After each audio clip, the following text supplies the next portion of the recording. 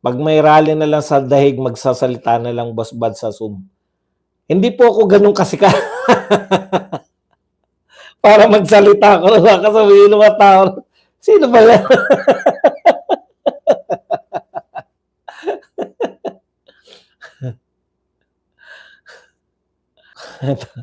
Eto angal ng isang, hindi ko alam kung dilawan 'to o ano, o loyalista. Noong January pa lang, ginisa na tayo ni Chis Escudero sa sarili nating mantika. Senate break at campaign season daw kasi kaya na-derail ang impeachment. Fast forward, 4 na buwan na naghintay ang sambayanan. Sambayanan kasi kayo ng sambayanan na para naghintay ng hustisyang sin zone. Tapos ngayon, delay na naman. Pero this time, walang malinaw na dahilan. Namochis, puro ka panggagago at ginagawa mong bobo mga Pilipino. Hindi kami lumpiang Shanghai para balutin mo ng palusot. Alam mo, wag niyong isambayan, mahilig kayong sambayanan, mahilig kayong taong bayan. Nagsalita na yung taong bayan. Ayaw nilang ma-impeach si BP Sara. Binoto nga yung mga kakampi ni BP Sara eh. Kaya wag niyong gamit kayo ng gamit sa sambayanan, mamamayang Pilipino. Mga kalokohan yung mga pinag-ano niyo eh. Hindi kayo ang sambayan ng Pilipino, hindi kayo ang mamamayang Pilipino. Mga Duterte ang mamamayang Pilipino, maka Duterte. Maraming salamat, Miss Lay. For the record, si Risa Ontiveros ang una nakatikim ng salamangka ni Chis Escudero. Tinalikuran na. Tuwan-tuwa tayong panoorin sila eh, di ba? Wala naman tayong pakialam kay Chis Escudero. Para yung ang treatment natin, kasi masyado kayo, tignan nyo ha, nung ini-expose ni Toby Chanko yung mga dati niyang kakampi na kinakalaban niya ngayon, sinabi ba natin na, bakit Duterte na ba si Chanko? Hindi naman, pwede naman sila magsiraan. Pwede tayong tagapanood lang. May bala na tayo sa kanila. Ano lang sasabihin natin? Pucha, alam naman namin kung bakit kayo pumirma. Sabi ni Toby Chanko, binisto na kayo eh. Di ba? Binisto na kayo ni Toby Chanko. Oh, kakampi ba namin si Toby Chanko? Hindi, kakampi nyo. Kaya gamitin ng mga manggagamit. Bakit nagsalita ng gano'n si Toby Chanko? Eh kasi siya pinagbibintangan eh, kung bakit natalo eh. Gamitin natin ang mga manggagamit. Astrid, willing na willing ako magpagamit sa gamitin mo. Anytime. Kung ano man ang gusto mong gawin sa akin, gawin.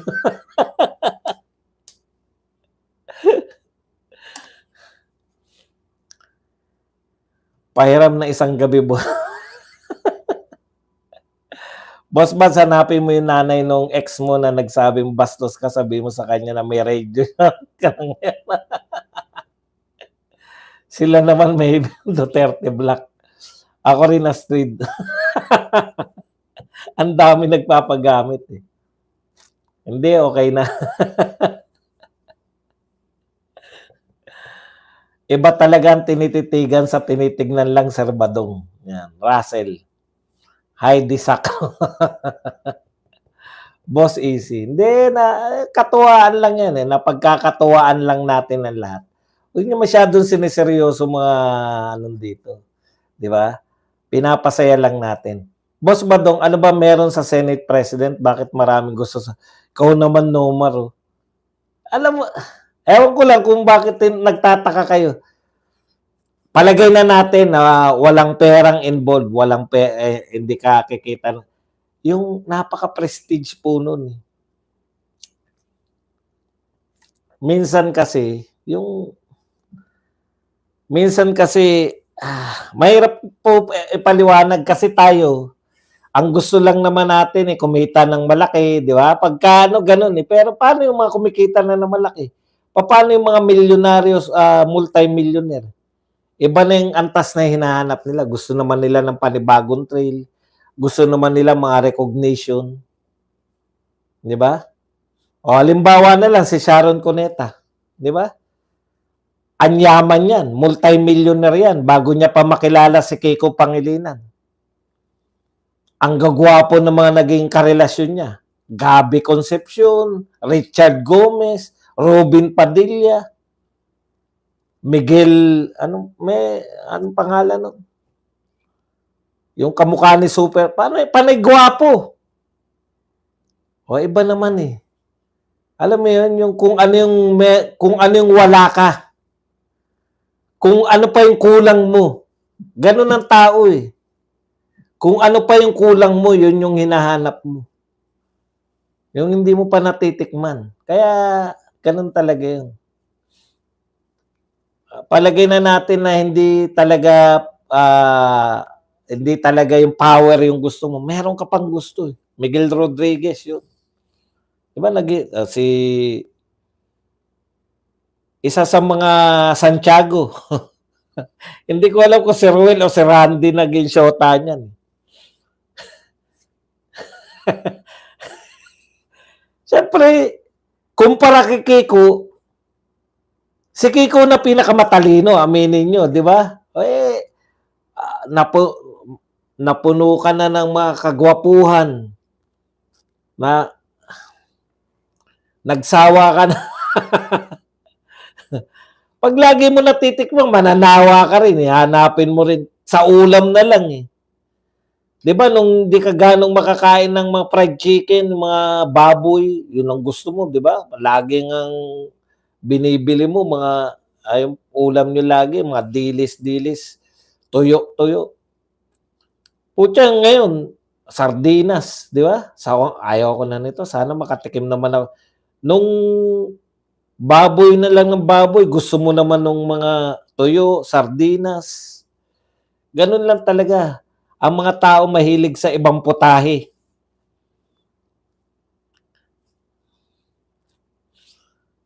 Kaya kayo, yung mga chiching dyan na mahilig sa mga bata, tikman nyo naman. Tumikim naman kayo ng mga thunders.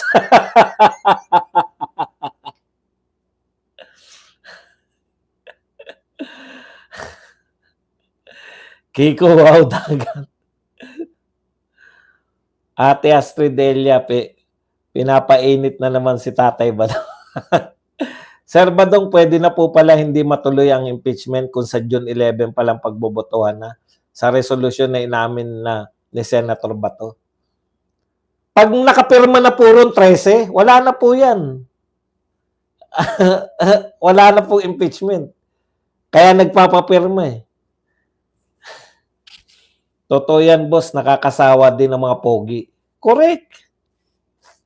Kaya tayo, mag-o-offer naman tayo, kita nyo sila Alawi. Magtataka kayo, bakit papatulan kaya ni Alawi? Ganon, di ba? Kasi minsan, kung panay gwapo na lang, mga bobo naman. Hindi naman siguro nila pinili na maging bobo. Di ba? Kaya lang kasi, ganito pag lumalaki kayo na nag-aaral, bumusina ka naman sa thunders. Hindi ako yung tinutukoy ko, madam eh. Kasi maraming nakapila dyan kay Astrid ng mga bata-bata eh. Baka sawa na siya sa bata. Thunders naman. Maraming SP ang next step ay presidente. Pwede rin, di ba? Kung power ang habol mo. Mas masarap nga yung thunders, boss. Kung laging thunders ka naman, siyempre gusto mo naman bata-bata. Ganon talaga. Magandang, kunwari, palagay na natin na artista, pero 50 anyos na. Tapos estudyante, hindi kagandahan, pero 18 anyos. O, di ba? Magandang pagpilian yun. 50, artista, sexy nung araw, sexy pa rin hanggang ngayon, o 18. Huwag bababa sa 18 kasi magandang pakinggan sa tengang Duterte Black, hindi lang sa Senado, pwede din yan sa mga DDS. Yan, tama talaga. Ang ipalit sana sa pagiging next Senate President, yung hindi mauto, Wala pong darating po tayo riyan sa 2028. Kulang lang eh. Hindi po pwedeng magsarili. Hindi po pwedeng magsarili na yung Duterte Black magmumula. Konti pa lang tayo. Next, isang election pa, makakarami na yan. Kaya nga, halimbawa si Vivian Belez, ilang taon na ba si Vivian Belez? 60s? Nasa 60s na yan, malamang, di ba? Matagal ng artista yan. Pero ang ganda pa rin. In fairness, pag nakikita ko yan si Vivian Belez sa mga rally o sa mga meeting, sabi ko, putya, bata pa lang ako, Vivian Belez na to. Hanggang ngayon, maganda pa rin. Ibig sabihin mo, Tatay Badong, pangit si Kiko, pangit na. Hindi ko sinasabing pangit si Kiko. Ang sinasabi ko, sawa na si Sharon sa mga magagandang lalaki. Maiba naman. Matalino naman. At least, abogado yan. UP, abogado. Iba yung datingan din naman kasi. Boss, baka gusto ka rin tikman ni Alawi. Malabo. Sabi ni Mike Abe, palitan daw Constitution na 1987. Sabihin mo kay Mike Abe, ganito, mura lang yung utak sa San Juan. Mura lang ang utak sa palengke ng San Juan.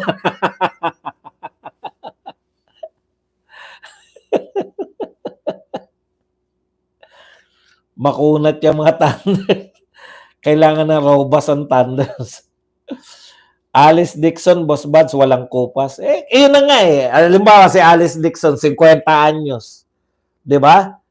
Kung ako papipiliin, Alice Dixon, artista, napakaganda hanggang ngayon.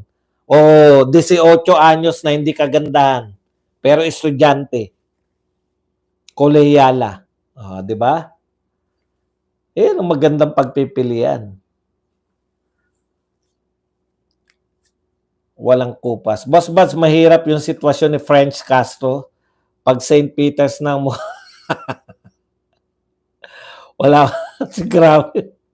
Grabe naman to si Florin. Parang hindi ko na umasikmura. Teacher din yan eh. Vampire ba siya? Walang pinagbagong istorya niya. Hanggang ngayon, crush ko talaga yan. Minsan ganito naman eh. Natrap na tayo nung una natin sila nakita. Kaya, ako naranasan ko yan eh. Yung nakita ko yung tao na napaka-sexy, na retain na sa atin yung sexy to. Tapos may sinabihan ako na ngayon lang nakita yung tao, sexy talaga niya, no? Di mamang ganun. Sexy ba yan? Kailan naging sexy yan? Nakita niya, Thunders na eh. Ako kasi nakita ko yan nung medyo ka-sexy yan. Meron ganun eh. Baka ganun lang ang akala natin. Kasi nire-retain natin pilit sa utak natin na si Alice Dixon ganun pa rin kaganda. Pero baka pag may batang nakakita na hindi siya nakita nung bata, ganyan nakatanda agad. Maganda ba yan talaga? Kay Auntie Claire ka na lang. Hindi maganda si Auntie Claire eh. Si Auntie Claire maganda pag yung sa vlog niya. Naka-filter lang. Auntie Claire, wag mo kasi sosobra sa filter. Gandang-ganda ako sa iyo nung naka-filter ka eh. Putya, nung naging spokes ka na eh. Wala nang filter sa Malacanang. Nagbago ng pananaw.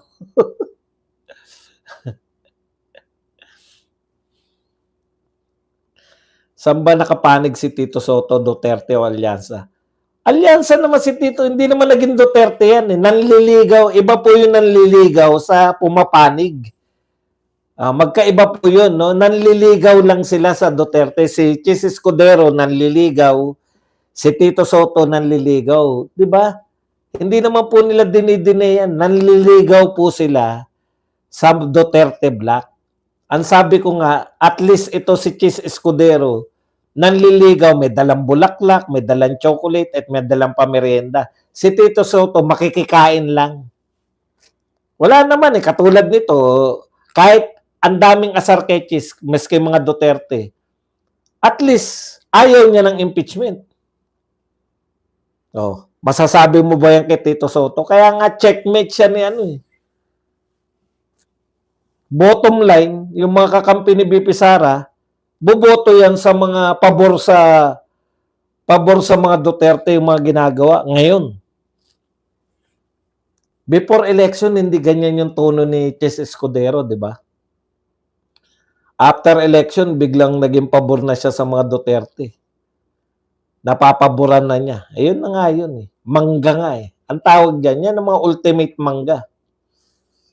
Alice Dixon Doc Badong vampire yata.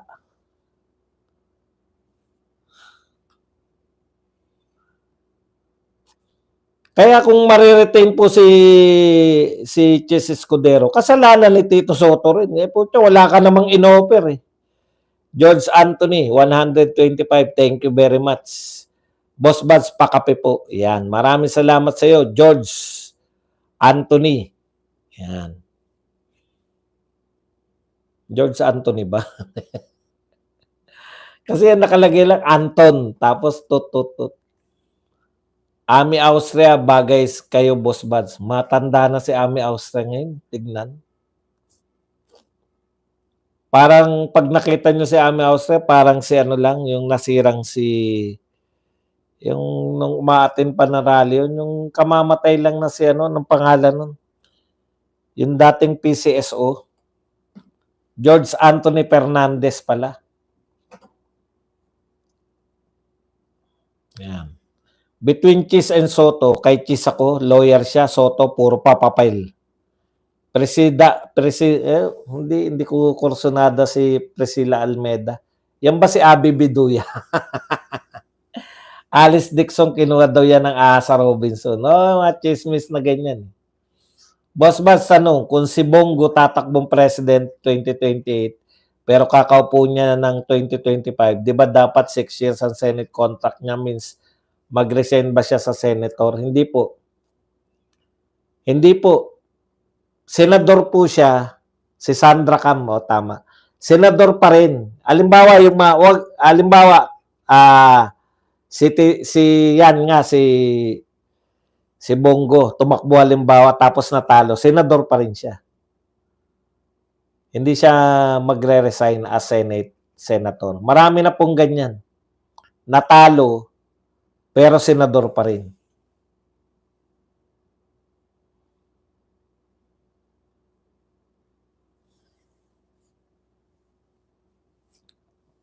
Boss Bas, pinakamatibay sa mga Thunder si Laila de Lima. Siksik. Tatay Badong, nakita mo na, hindi mo pa natikman. Gobernador. Pasok. Gob.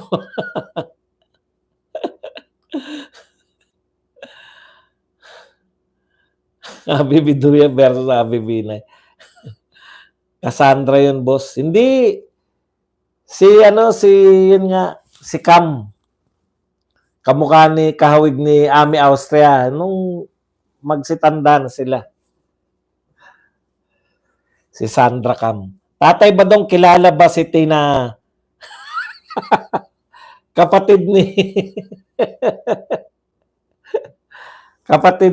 ni Tina. Sino yung sumikat? Yung body language.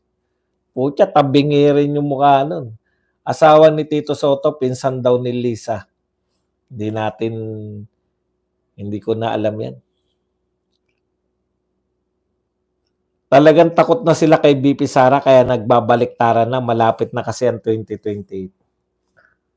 Ako, mas yung pananatili ng kanyang Senate presidency. Tinahit dito. Meron kaming kabats noon, Tatalon apelyido, Dina ang pangalan, Dina Tatalon. Sikam na baby. Elizabeth Ramsey, Boss Badong type mo. Pia pala yung body language, no? Kapatid niya si Tina. Ina Raimundo. So Boss Buds, kung matalo si Bongo, stay Senate pala siya. Pero kung manalo, paano yun? Magkulang ng Senate? Opo. Pag nanalo siya, 23 lang ang senador. Ganun po yun. Hindi po dadagdagan. Kasi po, ano po yung logic nun? Bakit hindi dadagdagan? Kung dadagdagan po yung mga senador, halimbawa, may natanggal, mag-akit ng isa, assassinate lang yung senador. Ilan pa ba kulang ko? Kunwari, pan-19 ka. Teka, pang-19, pinakailangan mamatay yung 6 na senador. Ganun po yun. So, pagka nabawasan na yung senador, halimbawa si Angara, di ba? Kaya 23 lang ngayon eh. Kasi si Angara, senador pa yan eh. 23 na lang ang senador ngayon kasi ginawa siyang DepEd. Marcoleta dapat mag-SP. Tama naman po yun. Ang sinasabi ko po sa inyo, hindi po papayag yung mga datihang senador na ngayon po mag-Senate President siya.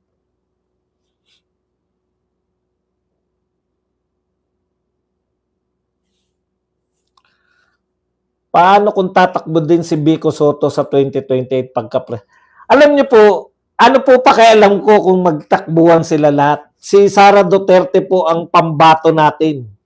Sinagot ko lang po yung kay Bongo kasi siya, senator po siya eh. Ang akala kong tinatanong, ang pagkakaintindi ko, ano mangyayari pag nagkulang yung senador kasi nanalo? O kaya pag natalo, senador pa rin ba? Kaya ko po sinagot yun. Ngayon, kung may iba pong tatakbo, di lumaban po sila kay Sara Duterte. Kahit sino pa po ang tumakbo, hindi po mananalo kay Sara Duterte. Yun po yung pwede kong sabihin. Kaya kahit sino, ano ba si Vico Soto? Sa tingin nyo, mananalo po yan sa buong Pilipinas. Kayo naman. Hindi, mahirap pong itest yung mga ganyan na mananalo ka agad.